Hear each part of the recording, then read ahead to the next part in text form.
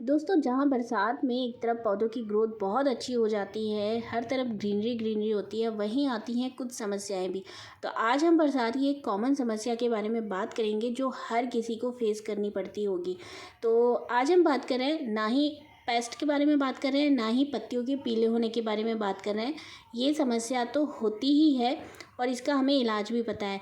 आज हम बात कर रहे हैं काई के बारे में। बरसात में अक्सर आपने देखा होगा कि मिट्टी के ऊपर इस तरह से ग्रीन लेयर जम जाती है जिसे हम काई कहते हैं। तो ये समस्या लगातार बारिश की वजह से होती है और अगर पॉट में नमी हो रही है, पॉट में पानी रुक रहा है, उसकी वजह से होती है।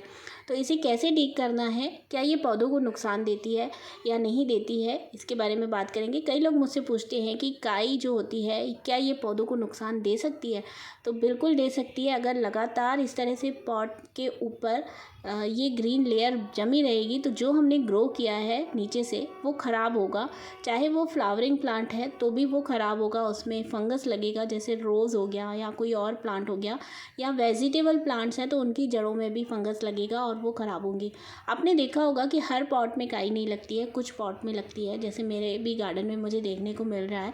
तो जिस पॉट में पानी स्टोर हो रहा है, जिसमें पानी रुक रहा है, उसी में काई की समस्या देखने को मिलेगी आपको लगातार बारिश की वजह से। तो ये पॉट जो है, ये जिसमें मैंने अदरक ग्रो किया हुआ है वो वाला पॉट है।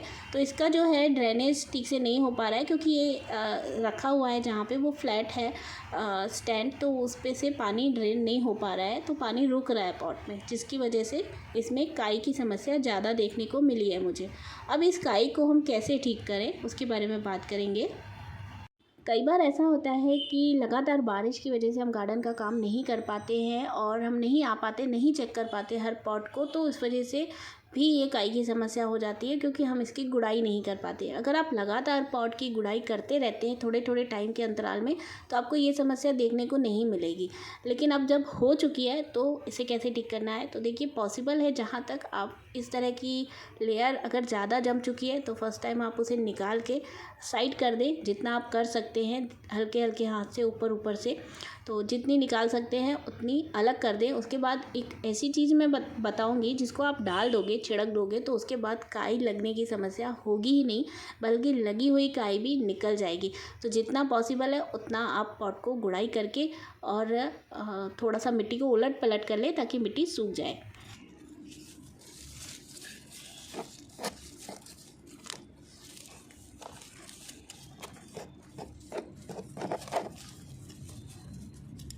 अब जो मैं इसका तरीका बताऊंगी कि कैसे इसे हम ठीक करें, तो वो है एकदम देसी तरीका और बिल्कुल सेफ़, ऑर्गेनिक और बिल्कुल फ्री है। तो ये है राख। ये लकड़ी की राख है, लकड़ी या कोयले या कंडे की राख आप ले सकते हो।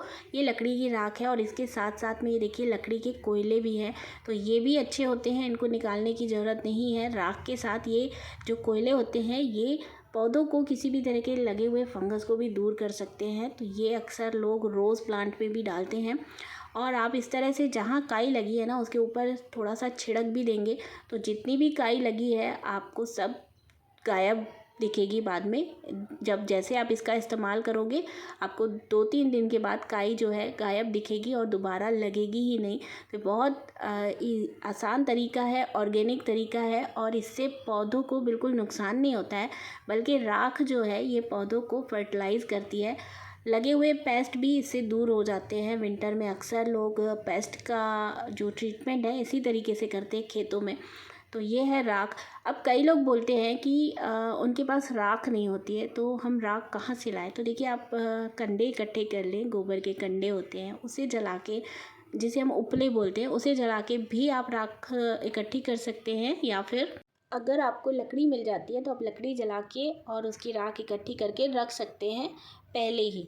तो मैं क्या करती हूँ, विंटर के समय में हमारे घर के सामने एक घर है, वो चूल्हा जलाते हैं पानी गर्म करने के लिए या ठंड से बचने के लिए। तो मैं उनसे राख मांग के और रख लेती हूँ, स्टोर करके एक डब्बे में डाल के भर के रख लेती हूँ और उसी से बाद में उसी को यूज़ करती रहती हूँ। तो अब राख कैसे इकट्ठी करनी है वो आप देख लीजिएगा। और दोस्तों, अगर वीडियो अच्छी लगी है, काम की लगी, तो प्लीज़ वीडियो को लाइक कर दीजिएगा और शेयर भी कर दीजिएगा। चैनल पे नए हैं तो चैनल को सब्सक्राइब भी कर लीजिएगा। मिलेंगे किसी और वीडियो में किसी और टॉपिक के साथ, तब तक के लिए बाय। Happy gardening.